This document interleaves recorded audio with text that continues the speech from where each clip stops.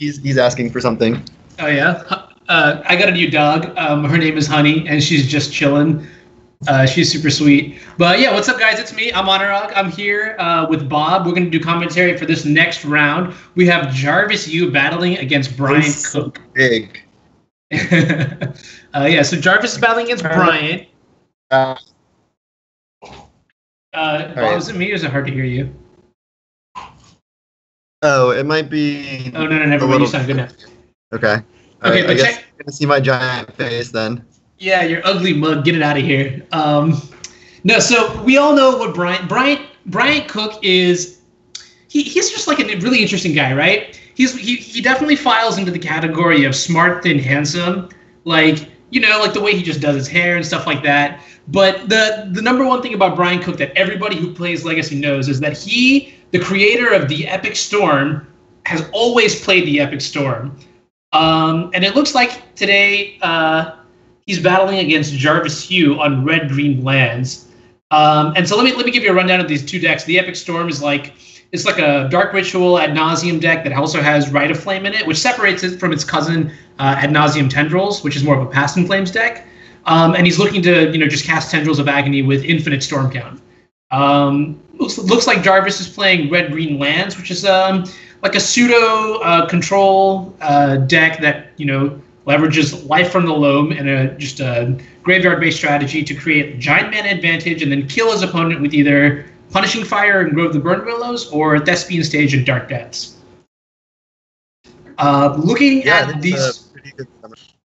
Yeah, so looking at these two hands, Bob, tell me what you think about the matchup and what you think these players are going to do with their keeps and mulligans. So I think Jarvis pretty much knows what Bryant's playing because he only plays one deck.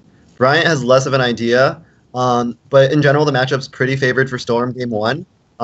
Basically, Jarvis just needs to make a 20-20, and he has like Wasteland and Fort as pretty much his only interaction.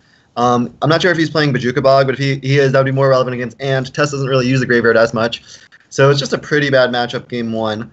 Looking at these hands, Bryant has an excellent hand.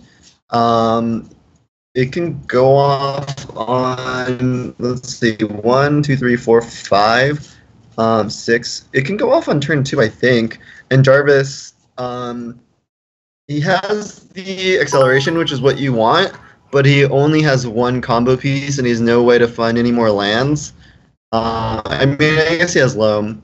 So I guess this is a keep on both of their parts, but Jarvis basically really needs to top deck Thespian Stage or Loam into it, or he's basically dead. And honestly, like, depending on who's on play draw, like, it might just be over already, given the strength of Brian's hand.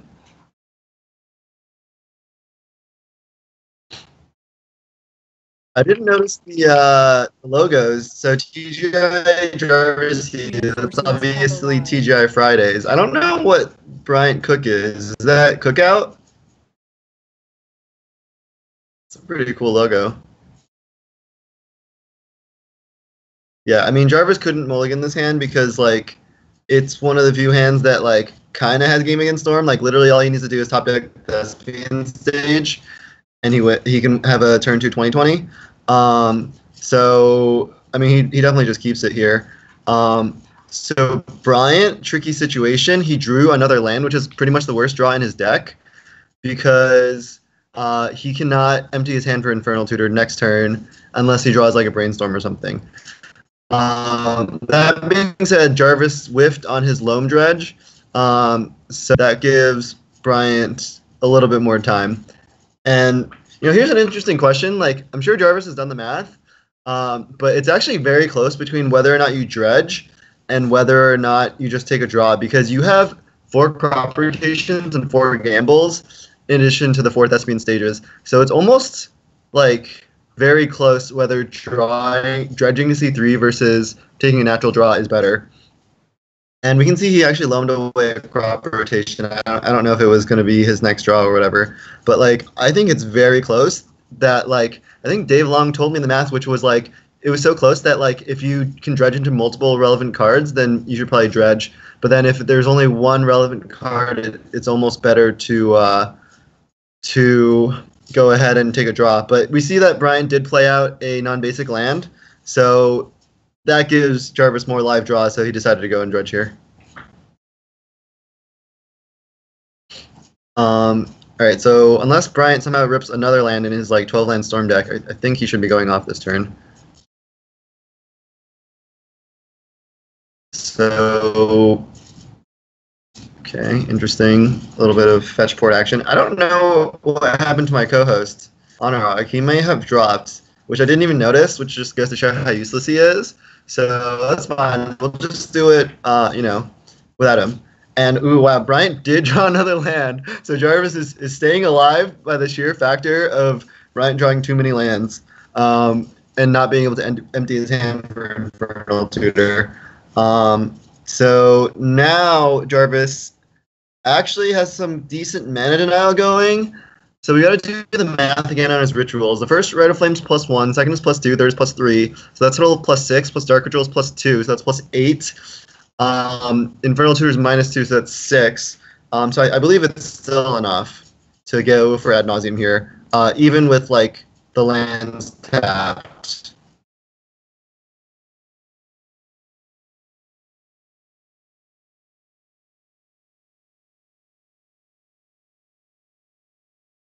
Yeah, Jarvis's draw was like extremely powerful. It was just obviously missing the Thespian stage.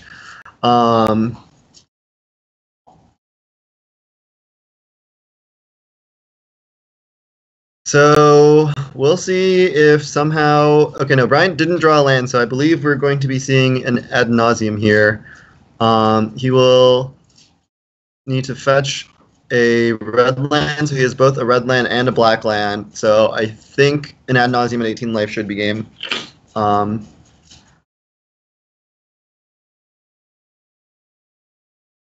And the funny thing is, like, Bryant kept drawing the worst card possible, drawing another land, but like it was almost fine given that Jarvis was destroying his lands. So just like you can clearly see, this is just a horrible matchup for Jarvis.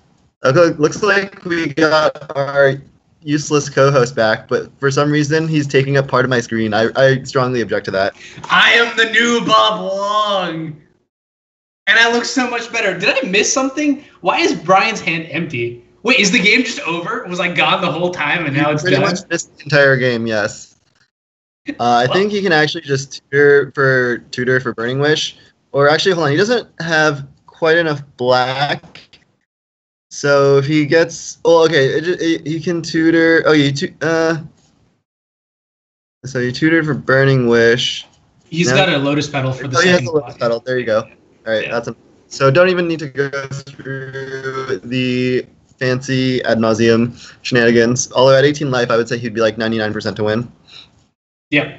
Ad Nauseam, sorry, the Epic Storm typically like at 18 life. I don't think I've ever seen Bryant fail at 18 life, but he's played so many games with this deck that he probably has.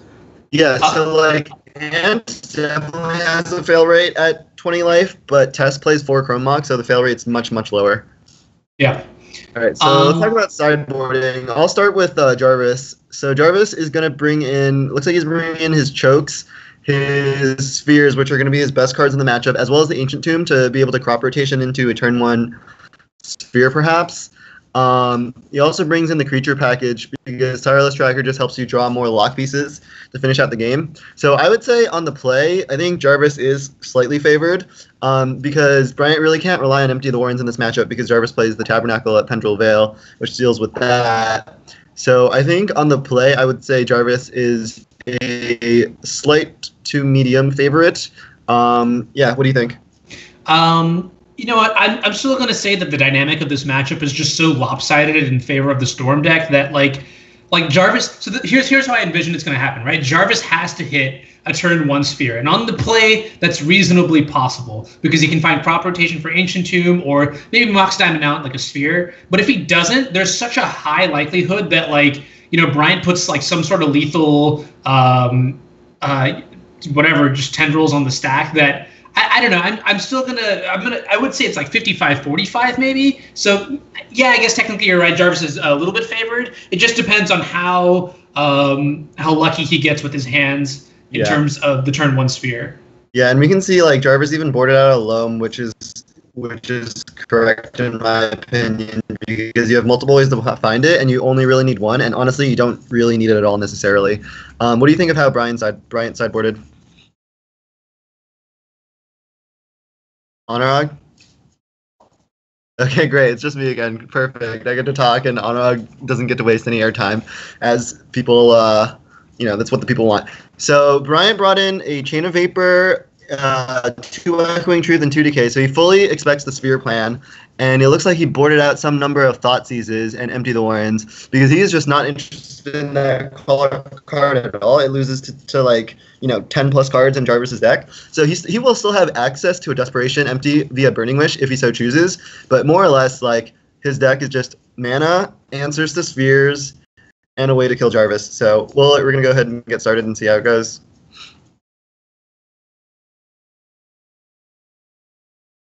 So looks like, let's see, looks like Jarvis is missing a green source. So I'm afraid he's going to have to go down. Like, he could Ghost Quarter, but they're just so slow. Bryant, his hand is also kind of slow, but it has an answer to a sphere, and it has 2 cantrips.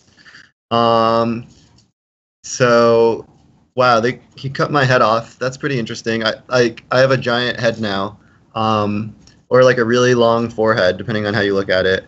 So, all right, so Jarvis here, he does have the turn 1 sphere, and because TES is so fast, you don't even want to give him a turn. So he goes ahead and drops that down. That being said, Bryant's hand is not unreasonable against turn 1 sphere, because he has a couple lands to be able to cast his cantrips with, and he also has an answer for it. So.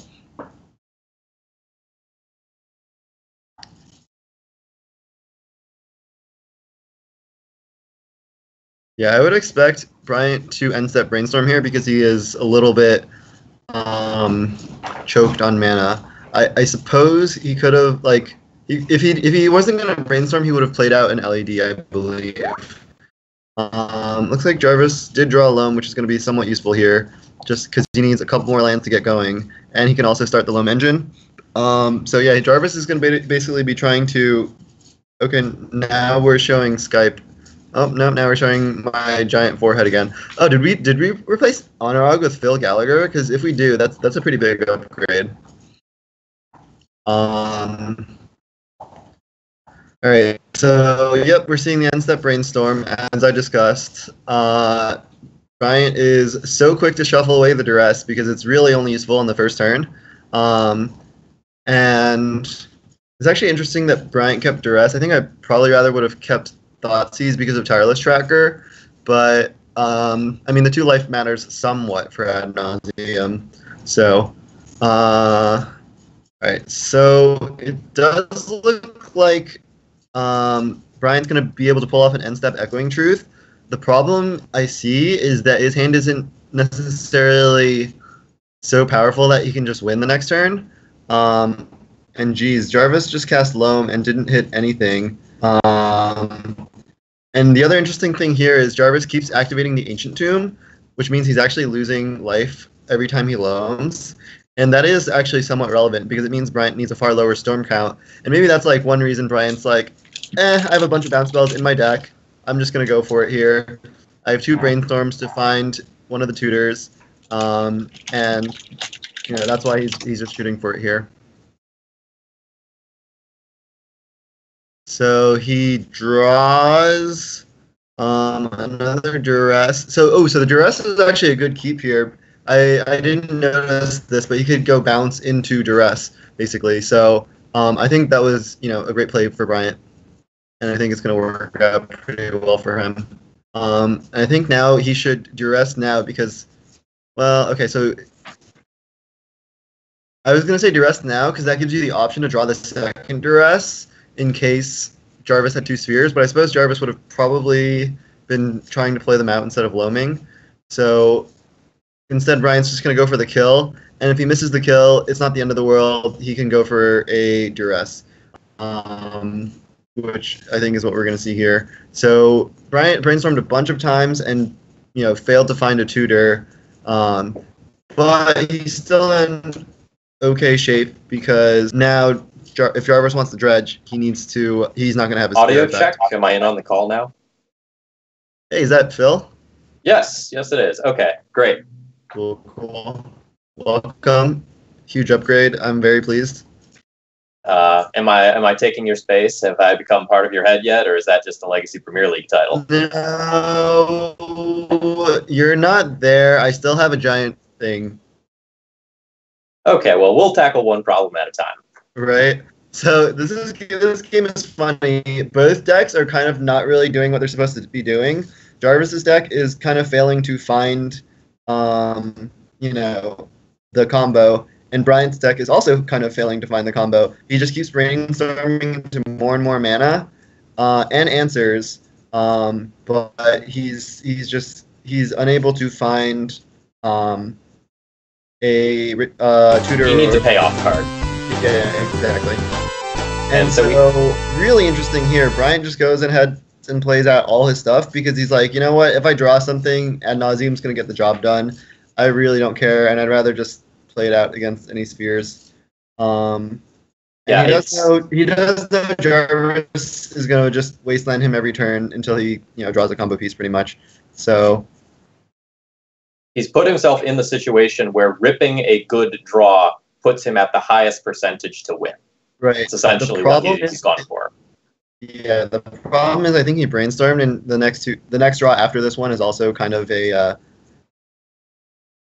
ritual or some sort. So he knows he's just kind of sitting here. But as long as Jarvis doesn't flip the Thespian stage to low, he's happy just waiting. One other interesting thing is that Jarvis has done quite a bit of damage to himself. So like a small Tendrils of Agony kill is very, very possible, even if he doesn't get like one of the best possible draws. Mm-hmm. Agreed. I think we're gonna just see a bunch of Drago here. I really wish Jarvis had like an EE in his sideboard and just brought it in. That would be the most blowout potential possible. Instead, we're gonna see him get 2 forts here. And now not even the basic island is safe. Waiting until he flips the stage. So the game is kind of simple at this point. It's literally who's going to top deck Thespian stage versus who's going to top deck a tutor.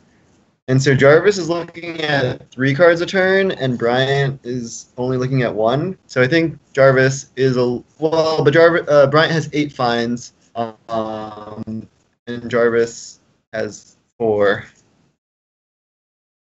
So what do you think of him holding the land there? Because he could have just played it out, like it alone is isolated from Wasteland. In order for like Jarvis to take it off the table, he'd have to like Wasteland the Bloodstained Mire and then Wasteland the land that was fetched afterwards. Yeah, I mean, I think given that Bryant, A, he doesn't have another land, and B, he just doesn't play that many lands in his deck anyways, I think it's actually the right play. The bigger reason, too, is to not expose it to port, because then he can port and then Wasteland. So he actually can Wasteland relatively quickly. So I agree with holding the land. Well, we've got Rite of Flames for days. So when that payoff card comes, if it does, this is amazing. Once again, still no stage. Still no stage.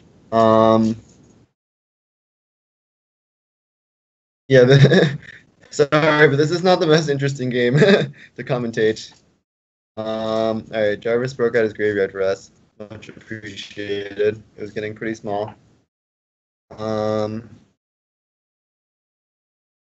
Well, yeah, I don't know what other angles there are really. Okay, just to talk about something else new. One thing to start thinking about is the Abrupt Decay that's in hand. There's currently no targets on Jarvis's side of the board. So if let's go Burning Wave. All right, now it's business time. All right. Well, so hypothetically, to finish that thought, if Bryant was to draw an Infernal Tutor, he would have to like Abrupt Decay one of his own things, and then like probably get rid of it in response, like Abrupt Decay a Lotus Petal, for example, and get rid of it, and then he could use that to get Hellbent.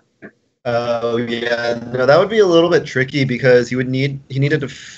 Well, he had Lotus Petal, so that was his green source, maybe. But I don't even... actually, no, he had LED to also just discard the decay. So Yeah, but you're right. In the case that he didn't it'd have to be like Infernal Tutor, hold priority, cast Abrupt Decay on one of my LEDs, then crack all 3 LEDs. No. He can just crack the LED to discard the decay. Oh, sure. Or we can do it the easy way that doesn't waste or we can mana. do it the easy way, you know. All right, so it looks like Bryant has Dark Petition for some tutors, for Burning Wish for Tendrils. It looks like Bryant's like so confident that he's like, you know what? I want to win the fun way this time. He did promise Grape Shots in the chat earlier. Grape Shots? Okay, Yeah. well, I guess we're going to get to see here if Jarvis is going to humor us. He does need to stop at 4 life. Well, he sided out the empty, so can he actually keep going here? I'm not sure. So we've got Rite of Flame, Petal, Dark Writ, LED. So Tutor's going to get another Dark Writ or an LED. I think we can get the Grape Shot, it doesn't matter. He's so far ahead that it just doesn't matter. Yeah, we're at Grape Shot. Here. Yep, we're definitely at the Grape Shot range. You should have cast that Thoughtseize just in case Jarvis had like Mind Break Trap or whatever. But I suppose he could have lost the Simian Spear Guide Punishing Fire if he did that. So.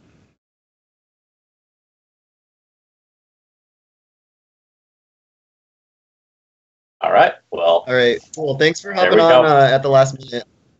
That was cool. I'm glad that you replaced Honorog because he was mostly useless. He would start talking and then immediately cut off, or I would just completely not notice that he was gone at all. So I think you did, a great job replacing him. Yeah, and all Honorog does is just like play Death and Taxes and talk about Death and Taxes all the time, and that gets really boring. So that's true. Happy to step in. The one thing about Honorog is he's probably worse than you at Death and Taxes, but he's a true Death and Taxes master, Just always his Facebook feed is just full of Death and Taxes stuff all the time. Pretty much. I honestly can't believe he still hasn't streamed it, given how much demand there's been. Like, it would literally be his most popular stream. He would get like 200 plus viewers easily. So I need to talk to him about that. Do we have any giveaways? I don't know if there have been any giveaways yet. All right, but I don't know if I should announce the winner, Bob. I think that's on you.